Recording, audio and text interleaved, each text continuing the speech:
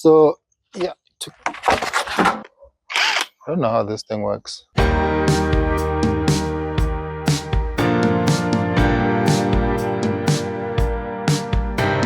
Today, finally, the S4 is going to be lowered and hopefully it's going to look nice, because after getting these new wheels, I realized that the car is a little bit high and I need to close that gap. You'll notice that in the front, about 2 to 3 fingers. Let me show you. So it's about 2.5 to 3 fingers. So I need to fix that. Same with the front as well. So I've got lowering springs here. This is for the rear, and this is for the front of the car. So I haven't done this before, so it's gonna be my first time, and I think it's gonna go well. It doesn't look to be too hectic, hopefully, and we can do it in one day. So I'm gonna obviously remove the wheels and get into the suspension and see what's in there. So yeah, let's do that and then see how the car looks after that. Here we are. I've already jacked up the car, undone the wheel. I'm just gonna remove it from the car so that I can access the spring. This is how it looks in here. So the plan that I have is to use WD-40 on 2 areas. The first one is this one here. Just gonna use WD-40 on this. Hopefully it comes out. Second part is there. This is the actual shock, and then that little bolt thingy, I need to make sure that comes off easily. I'm just gonna soak it in WD-40. So this whole part, I'll need to remove this I think it's an 18mm, this one here, and then a 16mm at the back here. I just remove these 2 off here, hopefully, and I don't have to go over there to remove them.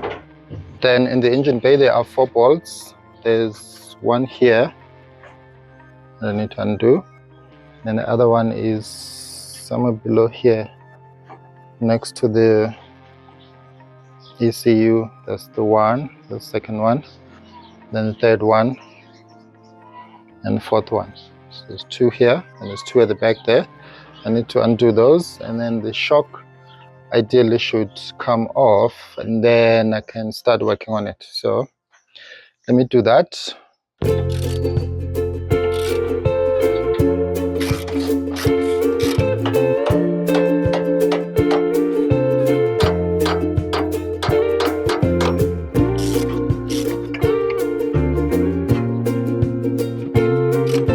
All the bolts are undone. For the suspension down here, that one is out. This one is also out.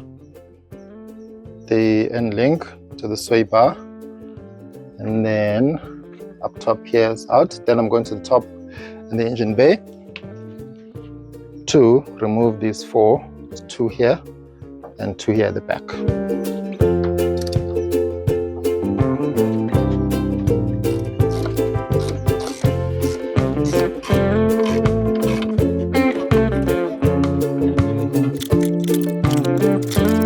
Right, so that's one shock out front, and I need to disassemble this and then fit in the new spring and then put it back on the car. So this doesn't look too bad as well. It still looks good. The shock tower mount, it's actually not bad. So I'm gonna disassemble this and then fit in the new spring, and then we'll take it from there. Hopefully everything will go according to plan, and we'll get the car where we want it. So let's move on to the next stage, disassemble this thing. Finally remove the shock from the car, and now I need to remove this whole housing so that I can remove the old spring, replace it with the new one, then put everything back together and then go back to the car. I think this is not too bad considering the age of the car. Obviously at some point I'm gonna have to replace these shock mounts, but it's not too bad. I'm gonna reuse this one and see how it does. So let's use the impact to remove this bolt. Hopefully this is not gonna spring and kill someone. First time using this, so let's see how it does.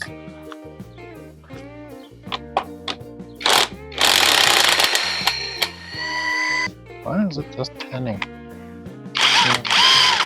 Anything.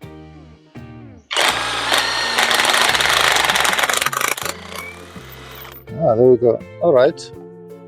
So that's how it works. Right. Okay.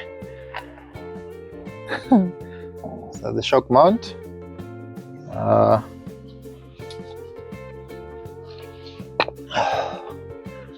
just need to check the orientation of this to make sure I put it back to exactly the way it was sitting.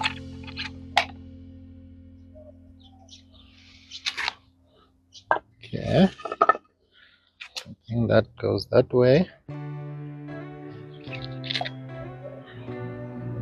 And this thing comes out. Just before everything else goes back together, I need to check the size of these two, how low the other one is. Okay, so this doesn't look really too different. Yeah, it doesn't look too low to the old one. So I'm not sure whether maybe it's just gonna be softer than the other one. I'm not really sure. So at this point, just gonna install it and let's see what it does. If there is a difference, it's not much. It's very small. All right, let me try it out and see how it's going to look. So it goes in like that, and this comes on top. So obviously making sure that this is sitting where it's supposed to sit. Let's see. This can actually turn until it locks in. Right. So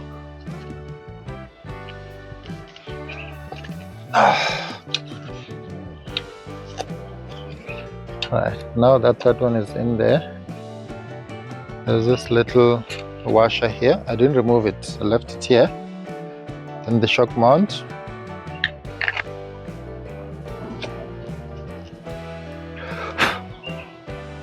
Okay.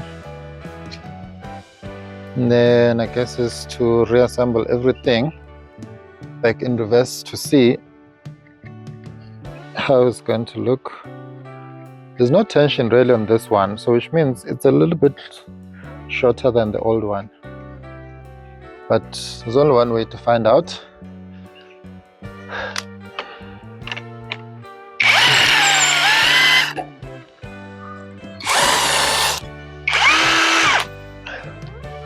Don't understand this thing. Right, one shock built, done, and now it's back to the car. Let me refit it and then see how it looks. And then I'll do the other one. Well, this was a lot of work, but it's done. All the bolts are back into their own places. Everything's tightened up to spec. Then there's our nice lowering spring in that particular color.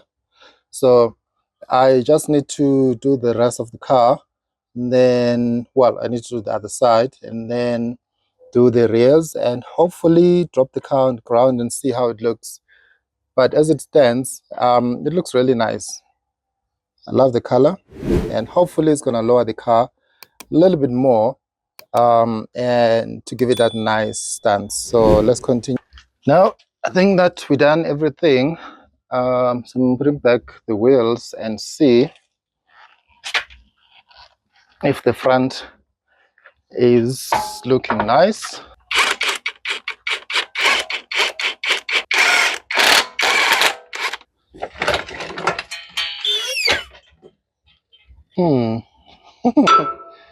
Okay. Not too bad. I think the car obviously will still need to settle, but I think it's gonna look nice. So this is the front. I need to do the rears. Not too bad. Like only 1.5 finger. Let's continue. Let me do the back wheels. Then once we're done, then we'll see the finished product. The rear springs are a nightmare to remove. Yeah, it took me a while, but finally I fitted new ones. So I just need to button up everything and put on the wheels and then see how it looks. So this is the driver's side and this is the passenger side. It really took a while to do these rear ones, but they are done. They are in the car. Everything is back on the rock guard and everything. So now I just need to button up everything and drop the car. Let me do that.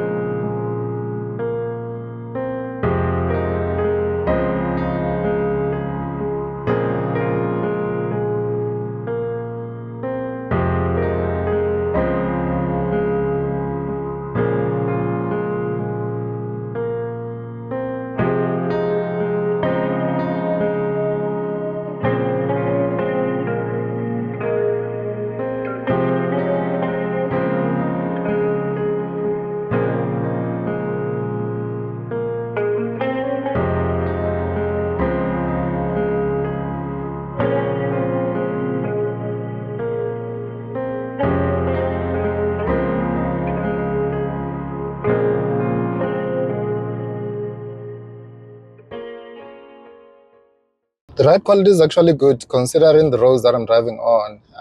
It's not bad at all. It's almost as if I'm still on OEM springs, and these are not OEM springs. I was expecting the worst, but obviously um, this is a softer spring than the OEM one, and they actually absorb the bumps quite nicely. And I think that's one thing that I'm impressed with, because honestly, I didn't know what to expect. I was thinking it's going to be a harsh ride, very bumpy, but it's actually not bad because this road is not even at all. I'm sure you can see the shakiness on the footage. It's really not or rather a bumpy ride. It's not the best roads, but overall, I'm impressed with these lowering springs. I honestly thought the car was sportier and planted at the time with OEM springs, but it looks like these are actually much better in terms of performance. Finally, the finished product. It was a lot of work. I think doing this for the first time was also interesting to figure out how everything works. But yes, here's the finished product. The S4 is finally low on lowering springs, and I love how it is. It's not too low. As you can remember before, I could fit in almost 3 of my fingers in there, but now one finger barely goes in there in the front wheels, and also here, well, 1.5.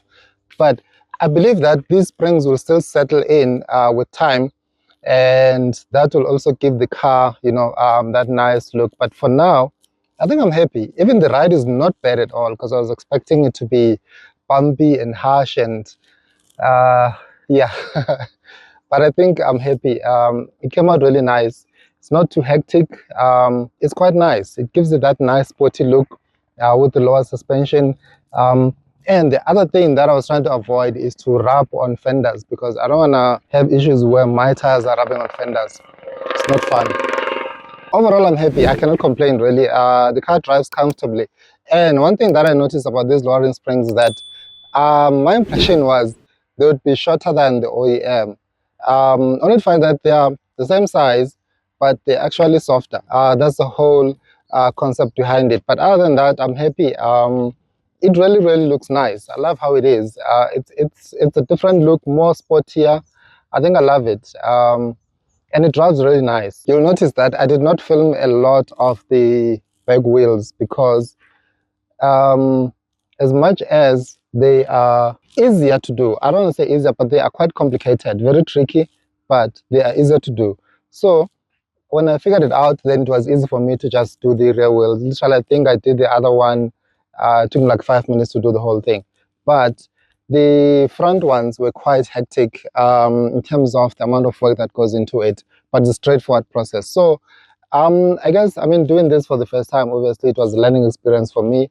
But I think now doing it again, if I have to do it, maybe it's going to be quicker. It's going to be easier to do. I mean, taking a closer look at it now, you'll notice that the front wheels are a little bit lower, which is nice. I love that. And it gives the car a very nice stance or appearance as it is. Then the back wheels are also not too far off as well, because I think they will settle in with time. But I think overall it looks really nice from how it was. I'm happy with the transformation. I'm happy with how it is. Yeah, let's see how these springs hold up for the next coming months, maybe, or years, depending. We'll see. Let me know what you think of my lower suspension. Is it good enough, or do I need to go a little bit lower? Let me know down in the comments. But overall, I think I'm happy. It's really looking nice because our roads are quite bad, so I don't wanna, end up being a pothole victim. So for now, I think I'm happy with how it is. Thank you so much for watching this video. If you enjoyed it, please give it a thumbs up and also subscribe to the channel if you haven't done so already. And click on the bell to be notified as soon as a new video goes live, because you don't want to miss all the goodness that's coming on the S4. And I'll catch you guys in the next one.